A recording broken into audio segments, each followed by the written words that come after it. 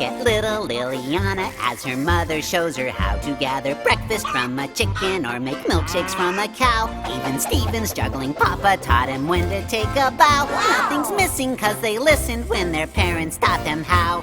A mother and a father know the ways to live life right. So listen, little children, and your days will turn out bright. Now you. Hey everyone, it's Jonathan, and welcome to the 100th episode of Every Version Ever. To mark this special occasion, I wanted to have back a semi-recurring guest from before I transitioned into podcasting, my cousin Shaina. Listeners to Every Version Ever will have heard Shaina in the past. I repurposed our reviews of shorts based on Alice in Wonderland and A Christmas Carol into podcast episodes these past couple of years, but I've wanted to have her back properly for a while now, so with the 100th episode coming up, I figured now was the perfect time. The last time Shaina sat down and actually did a review with me, I think was either 2017 or 2018, and between then and now, she's actually gotten married, so her husband Aric is also joining us, as well as her sister, my most frequent co-host, Sarah. I had not actually been paying enough attention to my episode count, and I've recorded most of the rest of my Pinocchio series already. When I went to update my spreadsheet a couple weeks ago, I realized I was almost at the big 100, so instead of just going ahead with what I'd already recorded, I decided to shuffle my schedule and record an extra episode at nearly the last minute so that we could properly commemorate the occasion. And knowing Shaina, I figured I would try to find something a little more fitting to her sensibilities, nothing that she might find creepy, which probably knocks out about 75 or 80% of all Pinocchio adaptations ever, but also just something fun and nostalgic, even if we hadn't actually watched it before. So today, we're talking about the Veggie Tales adaptation, Pistachio, the little boy that wouldn't. And before we get into the episode, I also want to give a huge shout out and thank you to Katie Fabric, another longtime co-host, but also one of my artists for the YouTube versions of my podcasts. She recently did a bunch of art for me, but managed to do a couple more for Shaina and Aric with very little turnaround time since this was almost a last-minute production. Katie is an amazing artist, so make sure to check her out and stay tuned because she'll be joining me for several upcoming episodes, including at least 2 more Pinocchio films for this series. Okay, on to the Veggie Tales version with Sarah, Shaina, and Aric.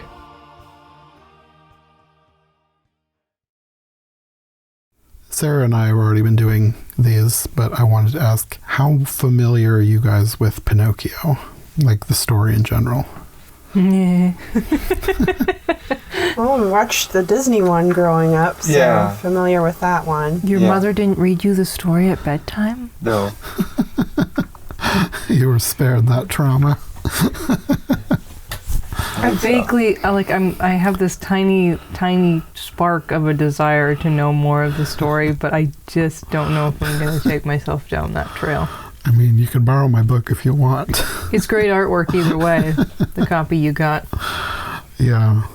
Now, I remember Mom read it to us when we were kids, but I didn't remember how dark the book was. Was it abridged or? No, it was like an old copy, like falling apart, yellowing pages. For realsies? Yeah. Was she just frustrated with you guys or something? I don't know. This is what happens to little boys who don't listen to me. That may be a conversation later. Why did you read us Pinocchio? Well, I thought it was nice. Well, it didn't do any damage because I didn't remember all the stuff that was in it, so... Blocked it out. I think a lot of stuff kids don't take too seriously anyways. Yeah, Jonathan and I have already had the discussion that the Disney one, I didn't mind it as a child, and then as an adult, it's upsetting. Very upsetting. And you haven't even read the book. Yeah, but now I kind of want to read the book. How much different is the book, though, from the movie? Oh, 180 degrees difference. The Disney version is so nice and clean and sanitized, and it includes... With the demon beasts and the villains who get away. It's a nice, clean, sanitized version. Human trafficking via donkey transformation. Oh. And that's the nice version. No, you should tell him how Pinocchio comes back from becoming a donkey. Yes, now that I've read the book. So do you...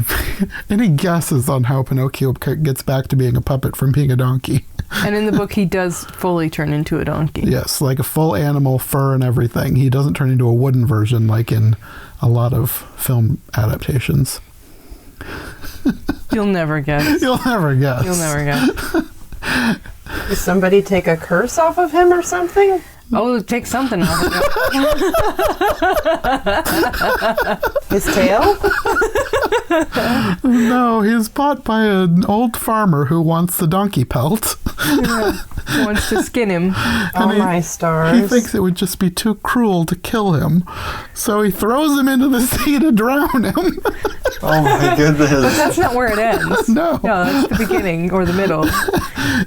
And then a school of fish comes along and eats him alive. And underneath there he is, a puppet again. And so this farmer who thinks he's just going to drown the donkey and then take the pelt off lifts him up and he's got a puppet instead of a donkey. Oh my goodness.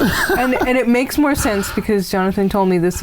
Basically, the point of this story is what happens to horrible, disobedient little boys, right? Yes. That's So- why it was so fitting that they did the Veggie Tales version, and the whole point of it is listen to your parents. So it's like, did this guy have a really horrible child or really terrible brothers? I don't know, but this story came into being.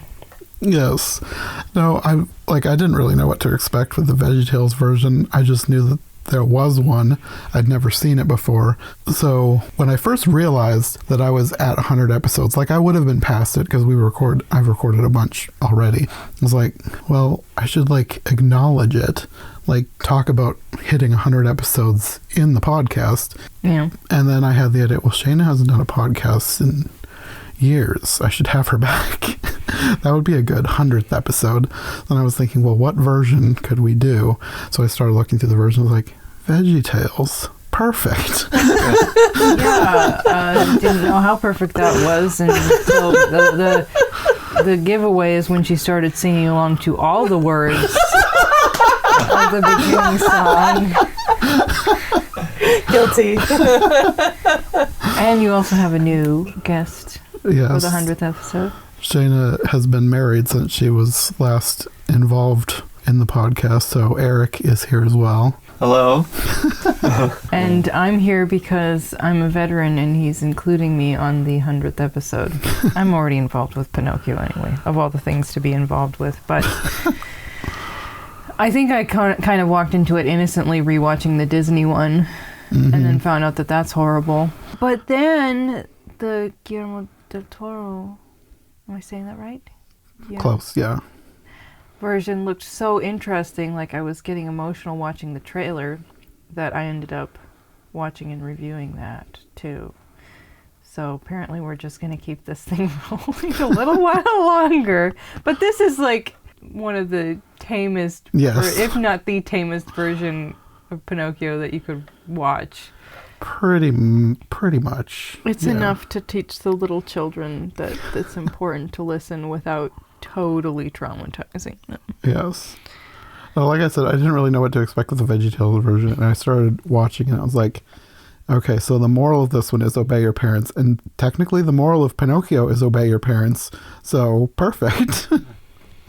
They just did a very sanitized version for Veggie Tales.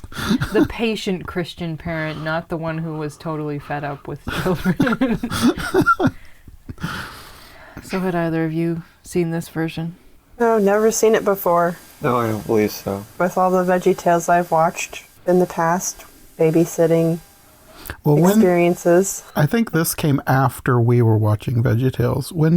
Because what years was that? Because I remember watching Veggie Tales with Forever you, ago. and I don't remember the kid's name. Early 2000s. Yeah. I remember just watching Veggie Tales while babysitting. You're talking about Darian.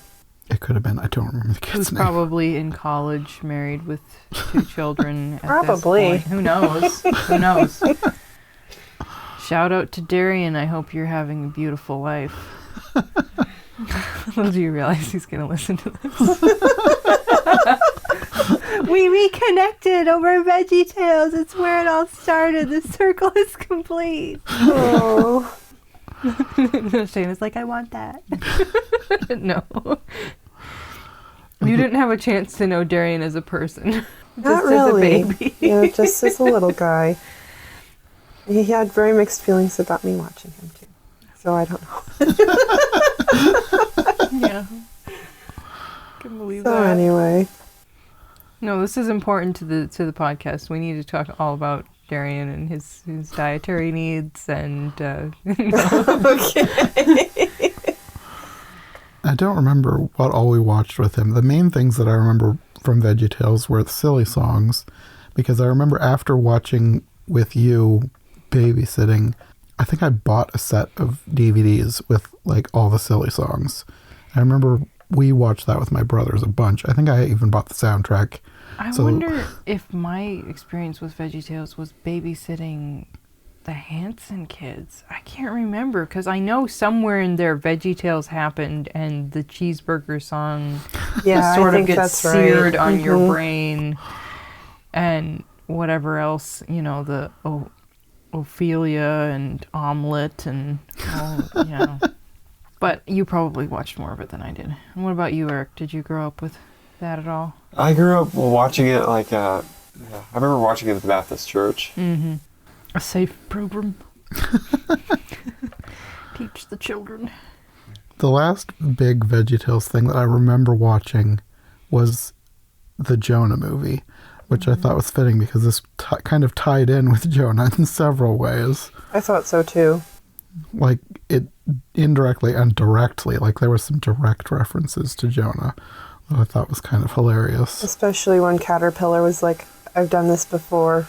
Yeah. And you could survive in a fish's stomach for 2-3 days easy. I don't think I watched the Jonah one. Or maybe I did. I don't think I did. Yeah, I think you did. I mean, it's been a long time, but I'm pretty sure we borrowed that one from the library. Speaking of the past, there's a reference at the beginning of this, before you even get into the story, that if you're new to the world, you won't get, and that's Ty Pennington. Yes. Because they had this little, my grandmother used to like to watch that. Oh, my show. family was obsessed with that. Or was it just your mom? Maybe that's what I'm Every thinking of. Sunday night we watched Extreme Makeover Home Edition. I think maybe that was your Oh, mom. yeah. Your mom's thing more than grandma's. All the way down to the spiky hair man. Yes. Yes, this little vegetable character, and they've had the kitchen remodeled feebly. The program was Extreme Redo Crying Edition. So Just let it all out, buddy. It's one of those things 20 years from now, is anybody going to know what that means? But if you grew up with those type of shows... Yeah, that is true. I didn't think of it, but that is kind of a reference that's going to be... Well, it is dated at this point now. Yeah. But it fit for me because we watched that all the time, so I got a kick out of that. It was cute. And I think you enjoyed all the punny names. I know you did. Yeah, actually, I was just thinking about that. Where you have gelato instead of Geppetto. And his brother Dorito and Milano. And espresso. Like everything in this movie had a fake Italian parody name. I kind of like that they're just taking things that people will recognize who are extremely ignorant of Italian things. And it doesn't even have to be Italian, like Parcheesi probably isn't anything. But like, I think the town that they lived in was Bologna Salami. Yes. It's just stuff like that. It's utterly ridiculous, but I thought it was hilarious. Very cute. I also felt like Gelato as Geppetto really sort of fits into the Pinocchio canon of inept fathers. Yes. Good, tender-hearted but inept. Yes, very much. Larry was Gelato.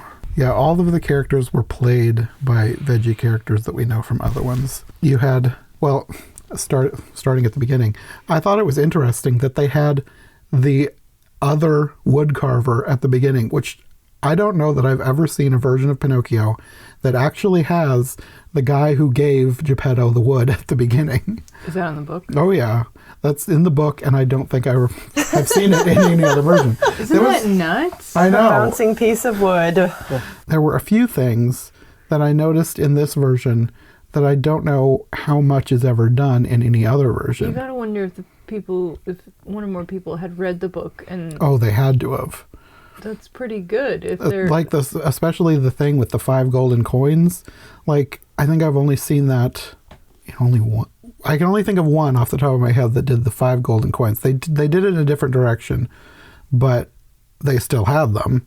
So I thought that was interesting. I didn't even know that was a thing. So That's from the book, yes. So as silly as this is, there's actually nods. Yes, Authentic nods. They did a pretty good job.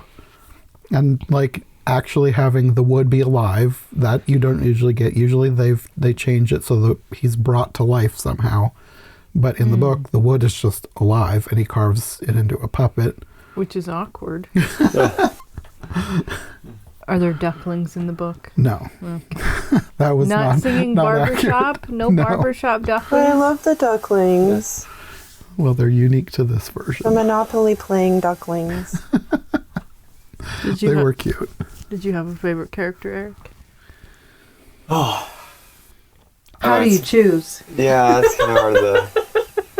Maybe the ducklings? I don't know. I liked that they were lured into that relationship by a toy duck. You will be my children now. Oh dear. Yeah, something unique to this version, not from the book, is that Gelato has 3 brothers who are apparently lost at sea while delivering meatballs to the small island of Boyardee.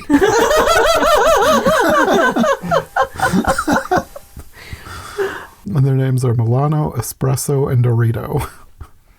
And then in the cricket character, we have the caterpillar/worm from the Jonah movie playing a character named Cricket who keeps having to correct everyone.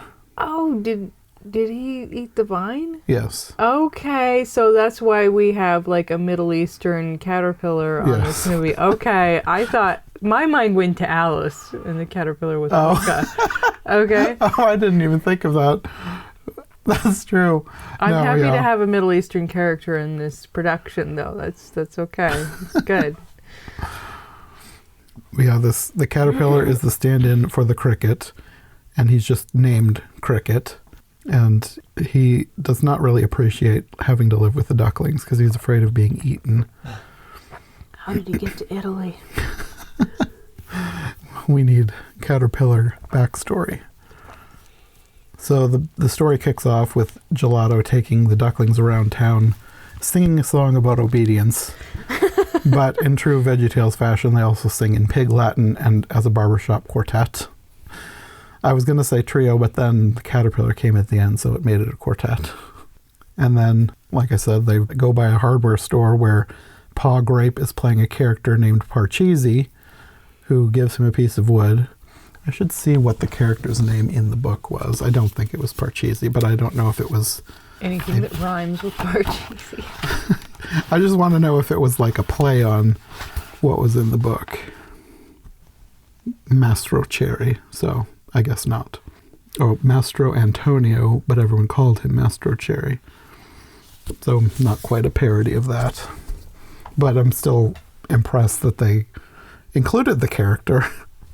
They did not, however, have a fight, because in the book, Geppetto and Mastro Cherry have a knockdown, drag-out brawl for some reason. I can't remember why, but they fight and then become friends at the end of the fight. If only that's how it works. Oh, I've just insulted you and bloodied you and dirtied you. We're friends now.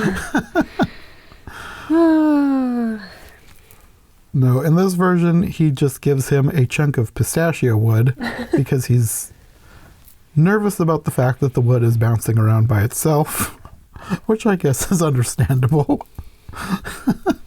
But Gelato doesn't care. He goes home, puts the ducklings to bed, and starts carving the wood. And by the next morning, he has Pistachio, a little wooden asparagus boy.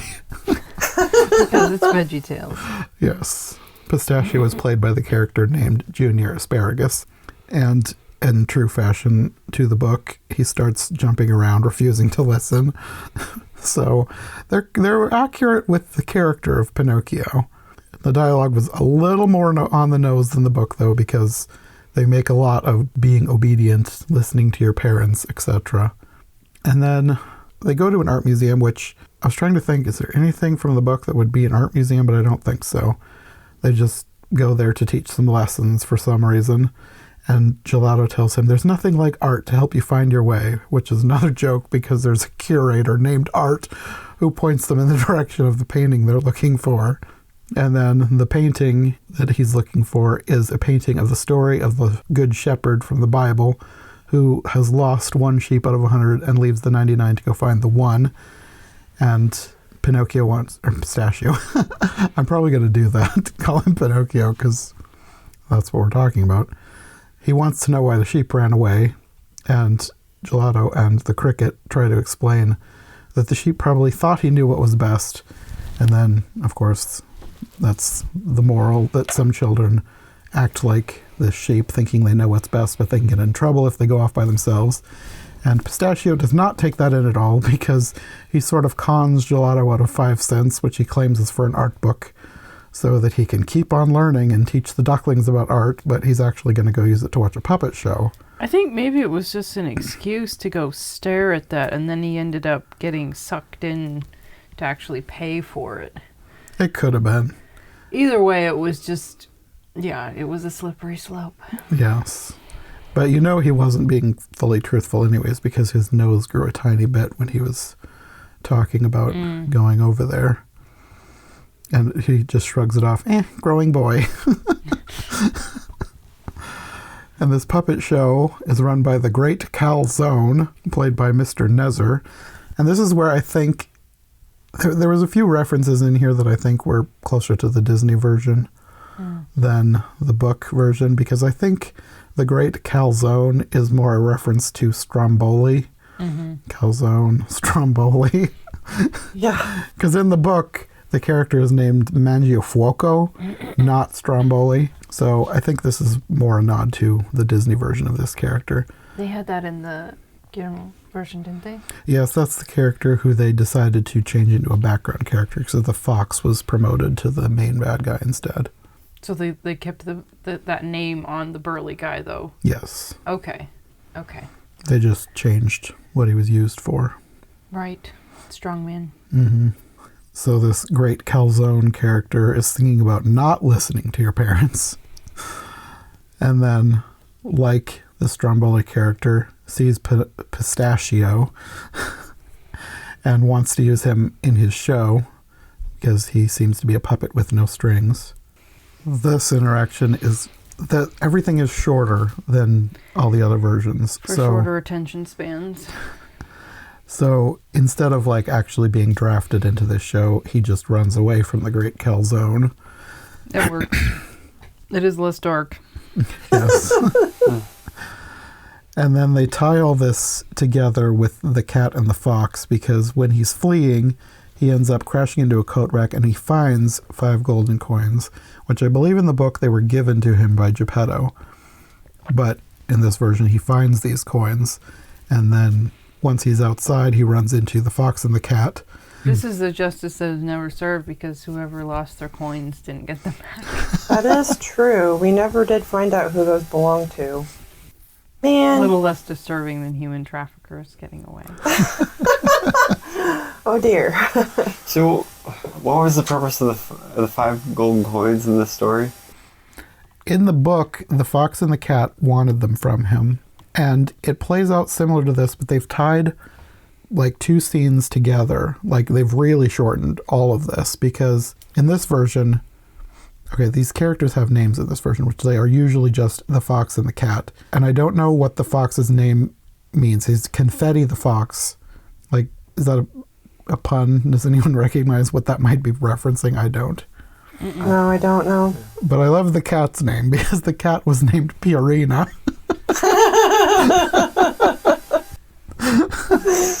Like Purina? Yes. Like kitty chow, cat chow. Okay. I liked that they were vegetables wearing disguises. Yes, so did I.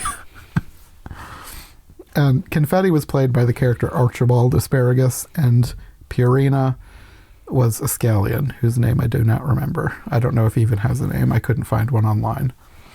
But anyways, in the book, these characters want his gold, and they trick him into burying it, because they say that if he goes to this field and buries the gold, it will grow into a magic tree and give him like 10 times the gold. But when Pinocchio does that, he leaves and comes back and finds that they've dug up his gold and ran off. But in this version, they've tied it into what is in the book called the Isle of Toys, and in the Disney movie it's called Pleasure Island. And they've merged this into this wharf amusement park thing. So they've done a good job in shortening this and making it actually work. Sometimes versions will abridge things that in ways that don't really make sense, but I think they did a good job with the time they had shortening this up. But yeah, they take him off because they're going to go con him out of his gold, and meanwhile Gelato has no idea what's going on and sort of Home Alone's Pistachio, thinking that he's right behind him when in reality the voice he heard was some other kid. Yeah. The cat and the fox sort of sweet talk Pistachio, telling him how clever he is to turn his 5 pennies, which he had at the beginning, that he spent at the puppet show, into 5 coins. And they say that if he can turn his gold coins into more gold coins, his father will be so proud of him. They take him to this carnival. The first stop is the Wheel of Moolah. And it is a game that costs 1 coin to spin. Wherever the wheel stops, the money will be multiplied by that number. Except the wheel is filled entirely by zeros with a single 10 slot. And Pinocchio says, or Pistachio says, wow, so the worst thing that could happen is that I get my gold coin back. And the guy who's running it says, math's not really your thing, is it? And I think this guy, I don't know if he has a book parallel. Maybe the stagecoach driver. That's the only thing I can think of. But he's in on it with the fox and the cat. And he takes his coin. And of course, the game is rigged, so he loses the coin.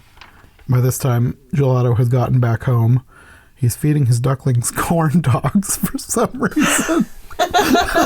Because that's what the writers felt like. Well, because that's what a good parent feeds their children, right? It's tasty. I love how random Veggie Tales can be. Yeah. Sure, ducklings eat corn dogs. He notices then that someone is missing, and Gelato thinks that he's lost a duckling, but then is horrified when the caterpillar points out that, no, it's Pistachio. So then he remembers his lesson to Pinocchio and says that, like the Good Shepherd, he's going to go out into the storm and find his lost child. And then this is where the first half ends, because Veggie Tales movies always have 2 halves, and in the middle you get a silly song with Larry. Except in this one you get an obscure Broadway show tune with Larry. Where have all the staplers gone? Yes, except this is apparently a parody of a song called Where Have All the Flowers Gone that I had never heard of. You had never heard of that song? No. Honestly, I don't know how much they even kept the tune. I don't think they did, because I looked it up yet last night, and it was very slow compared to this one. It's supposed to be very thought-provoking. Yes. It was not the same as this one. This one was, they've Broadwayified it. It's big and has a big dance number with dancing office supplies. Yes, all the Vietnam protesters would be so proud. Oh boy. Yeah, there's not really a point to the song. It's just... It's cute. Larry and his co-worker, played by... The character's name is Petunia Rhubarb. It's like, she does not look like a rhubarb to me. They're just 2 office workers who can't find any office supplies. So that's where the song comes in. I don't think that one's going to get stuck in my head the way the cheeseburger song did. Or Barbara Manatee. Oh, man. And where is my hairbrush? Oh, man. You're bringing stuff back now. Not fair. Random question here. Do we know how many, at the top of our heads, do we know how many Veggie Tales there actually are? How many episodes they did? Not off the top of my head. I'd have to look it up. I know there was quite a few. I want to say maybe 30, but then they also have a couple of TV shows too. I know they were talking about bringing Veggie Tales back. I believe I heard. I think they were bought out by another company, because I don't think the original people are even involved anymore. I know they had at least 2 shows where they stayed on as the voice actors. Yeah, I don't know. There's a lot of stories besides the ones that were just on videotape. Sure. How did that even start? Somebody just playing with vegetables with their kids or something? Somebody was probably playing with their food. I can't remember exactly how it started. It's Phil Vischer, and I think he was getting into animation, and I think he was using it as a way to practice, but then he also was like in children's ministry as well, and he kind of decided to tie the two together by making this video series, and it eventually became a huge hit. Yeah. Okay. So after the obscure Broadway show tunes with Larry, we go back to Pinocchio getting conned out of all his money. He's playing a Plinko-style game that's impossible to win. And he wants to leave, but the cat, the fox, and the carney sing a song to convince him to keep playing. And the lyrics are all about how he doesn't need to listen to his father. Peer pressure. So On the pier.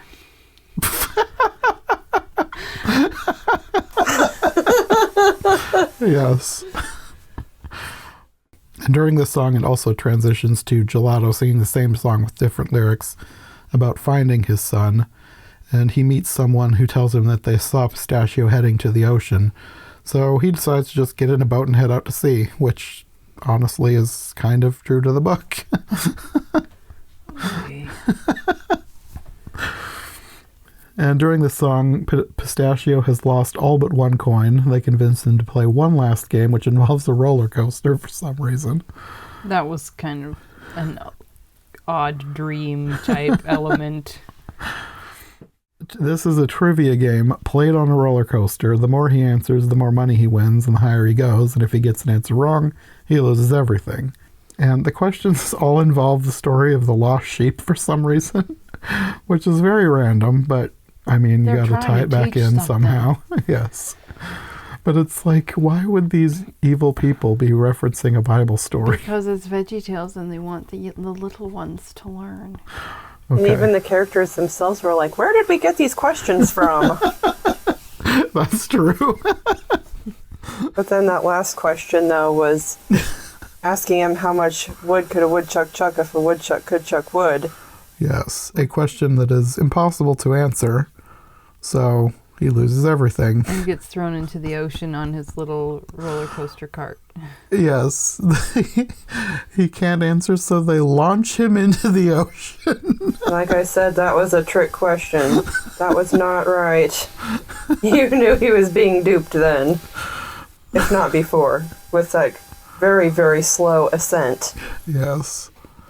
So Gelato and Pistachio are now in the ocean together, but before they can be reunited, of course, Gelato is swallowed by the whale.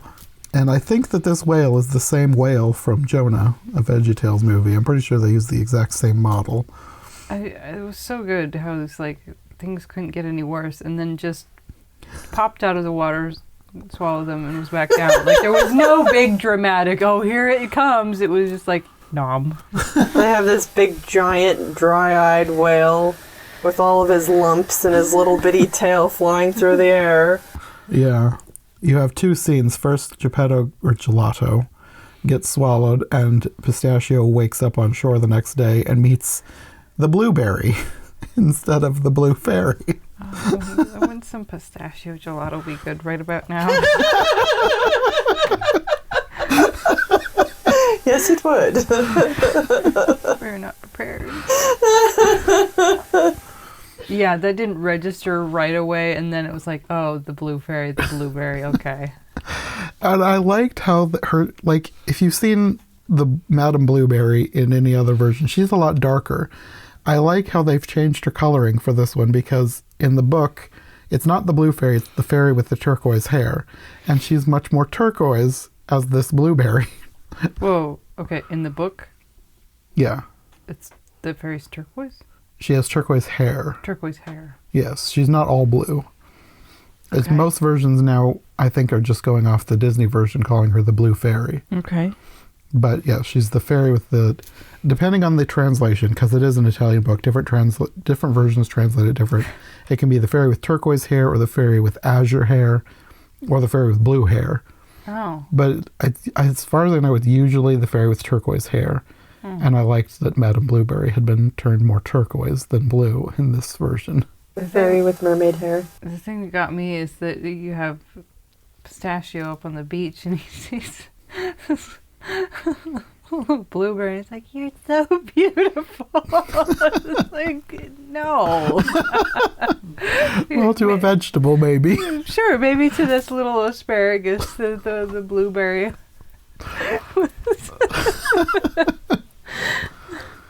Anyway, she was kind of a cute character on here as the babysitter. Yeah, she only has like a brief scene with Pistachio, which this scene is not really from the book. I mean, her interaction with Pinocchio is closer to the book than most versions, because most versions seem to have her come in and bring him to life. Like, because the Disney version did that, so most versions just do that. But in the book, he finds her in the woods, and at first she's like a sister to him, and then they're separated, and then much later in the book he finds her again. She's much older, and now she's like a mother to him. Mother to who? Pinocchio. Okay. So I guess it's similar to the book in that they just kind of run into each other, and she gives him a little lesson, because like in the book that's her point. She's like trying to teach him things instead of like magically helping him. Okay. Well, yeah, she gives him a lesson, and then he lies to her, has his nose grow into a branch, and then she doesn't help him. She just says she gotta go. I think she tried to point the way to fix it by being obedient. Yes, but unlike the Disney version, she waves her wand and turns his nose back to normal. But this version, she just left him to deal with the consequences of his lies. It's probably closer to real life. Probably. But in this one, she's leaving to babysit the ducklings because the caterpillar is now out looking for Pistachio and Gelato. And then they together end up on a runaway cart, get launched into the ocean, and immediately swallowed by the whale as well. And then this is where you have the tie-in to the Jonah movie, because there's some dialogue about, oh, you can stay alive inside a fish for 2 or 3 days. Trust me, I know. So they venture deeper into the whale and discover Gelato's long-lost brothers, who I think, like, I've never seen The Godfather, but I think these characters are all parodies of Godfather characters. I was getting a little bit of that vibe myself. Well, they were trying to say more like, De Niro and Brand. Mm-hmm. They're talking about an offer that you just can't refuse. Yeah. So then they have another musical number singing a song about having taken meatballs out to sea, which led them to get eaten by a whale. And then Gelato appears behind them. They had previously been reunited, so now Gelato and Pistachio are back together. And Pistachio asks the brothers how they've survived all these years, and they say the fish swallowed their delivery boat full of meatballs. This fish loves eating Italian, including us. Veggie Tale logic. Add a little freshness with those cucumbers, man. So Gelato shaves his nose back down to size, and then they all realize that by some coincidence they have just now run out of food. The only thing they have left are barrels of castor oil that they use to light their lamps, and Pistachio suggests that they dump it all out and make the whale throw up. And I was thinking, that's not what castor oil is famous for making you do.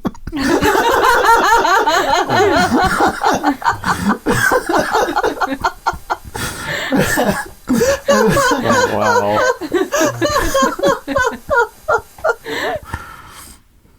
I suppose throwing up is slightly more family friendly than the alternative, though. Yeah.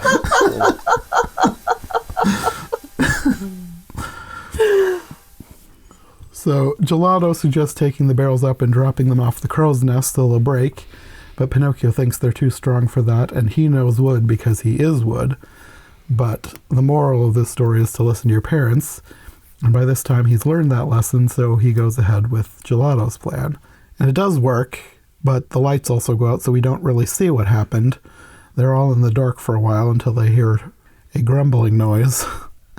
and they are expelled a great force from the sea. So, did it throw up, or was it something else? Thankfully, we'll never know. Thoughts I was not having during the movie. As someone who was forced to take castor oil as a child, those are thoughts that I had. So, they're free. They all go home, and the narration informs us that they have all become a real family, which I guess takes the place of him becoming a real boy, which I thought was interesting. We have yet another version where he does not transform into a real boy. This one I don't care. I didn't either. Like, he just... I hardly even noticed. Because he just looks like a little asparagus. Yes, they put a little bit of wood grain on him, but Yeah. they're all animated characters. Like, none of them are real people anyway, so... Yeah, it did not bother me. You don't miss... Well, and he's, like, Gelato is happy basically the whole movie. It's not like he was grieved and lonely and, desperate need of a son or whatever. It's just... It's just like, oh, cool, a thing happened. Corn dog?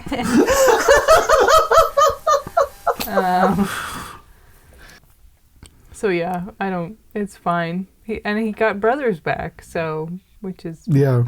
random.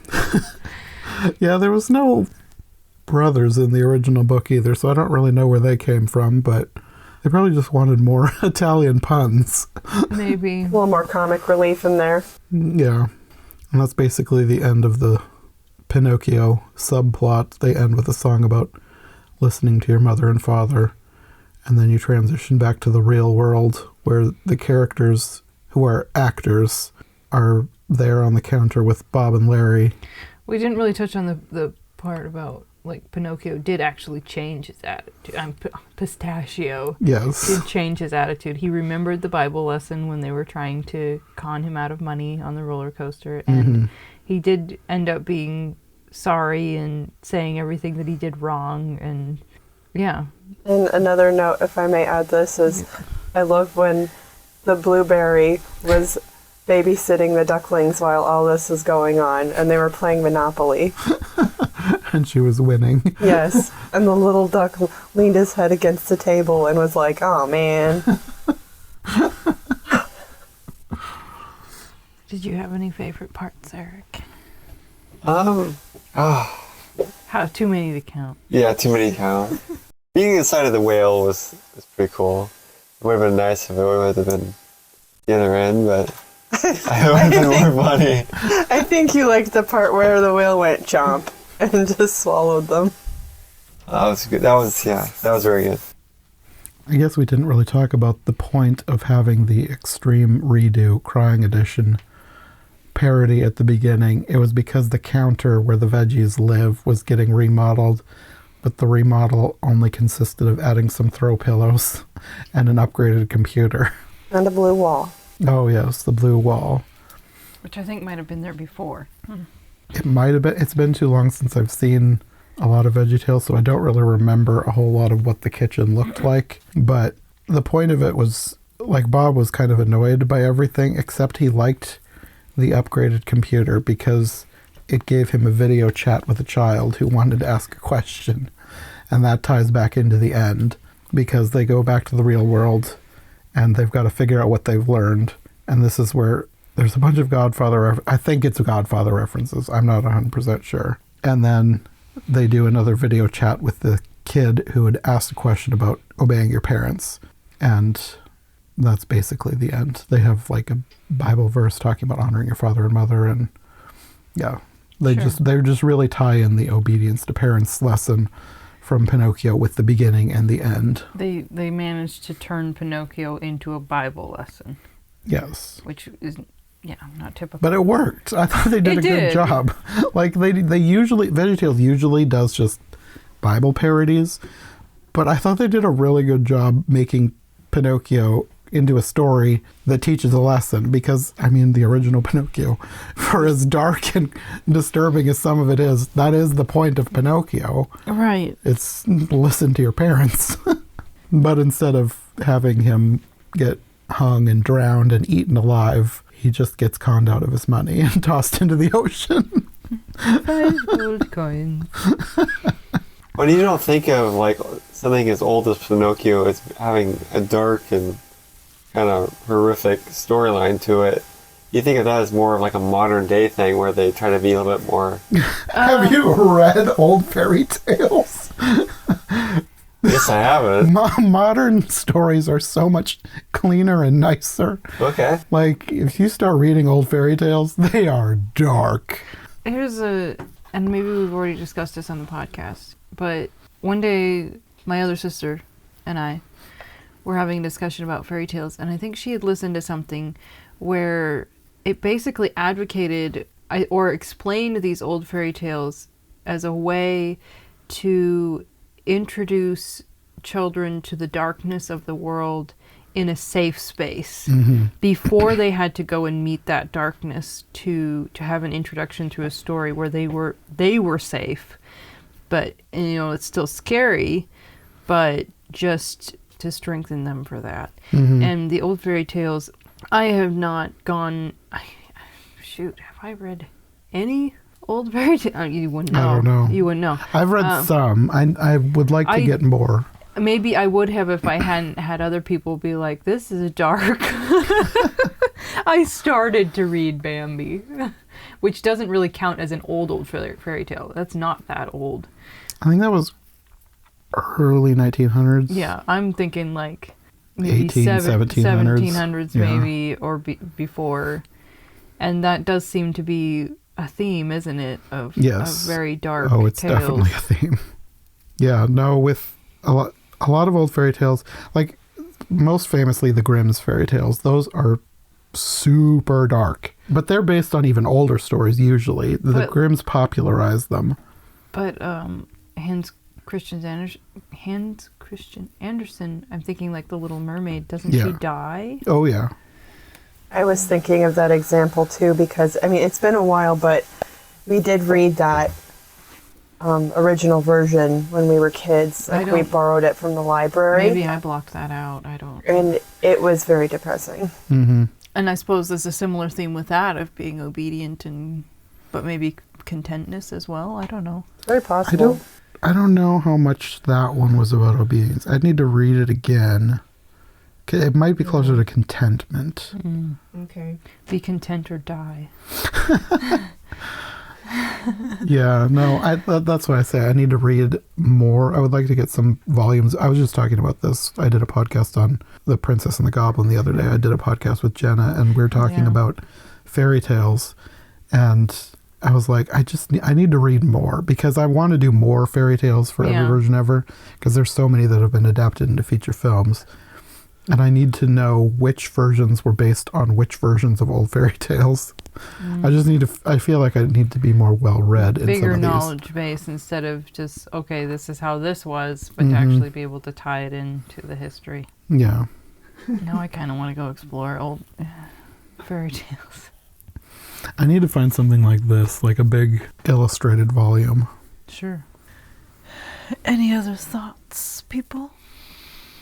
I know this may be a dumb question, but the podcast can have rabbit trails, it can have Google searches, it can have anecdotes. Yeah. But Pinocchio is probably the darkest story that Disney has came out with, isn't it? Not necessarily. Oh, that's actually an interesting question. As far as like a full movie, probably. You think so? Some of the other ones did have some pretty dark elements in them in spite of the fact that they cleaned them up. I guess I'm just thinking of like, in terms of mainly the bad guys and their comeuppance. Usually in Disney movies, the bad guys have some sort of, they have some sort of comeuppance. But in Pinocchio, they just got away with it. Like you never... Like the children are not rescued. Yeah, all the kids who got turned into donkeys, they're sold into slavery and they're never heard from again, which is true to the book. But usually when Disney takes a story like that, they make sure that you know that the bad guys will face justice for their crimes. Candlewick probably would have gone crying back into his mother's arms if it had been what you would maybe expect from a Disney movie. Well, did I tell you what happens to him in the book? Oh yeah, he dies in front of Pinocchio, Yes. doesn't he? So, and yeah, I think that kind of wraps up Veggie Tales after, yeah. I think we'll probably wrap it up here. Happy 100th episode. Thank you for having us. Yeah. We're Thank you. glad you could be here. Maybe we'll have to do it again because I know at some point I would like to do some more Wizard of Oz versions, and there's a Veggie Tales Wizard of Oz. Oh, nice. So maybe when I do that, we'll have to do some more. What about Veggie Tales, Hunchback of Notre Dame? I would have to do a bit of research. I don't know how many actual stories they have parodied beyond the Bible. I know there's like at least 3 that I will do eventually, one of which is Wizard of Oz, but I don't know how many others. All right. Okay, well, That's until all for next this time. episode of This Old House. I'm Kevin O'Connor. Aloha.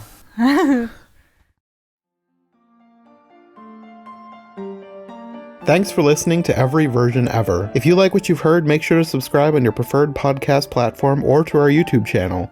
Make sure to follow my co-hosts as well, and if you want more content from us, check out one of the other podcasts in the iHeart Movies Podcast Network, or check out my brand new Patreon. My link tree, as well as any other relevant links, will be in the description. We'll be back soon with another brand new episode, so thanks for listening, and we'll see you next time.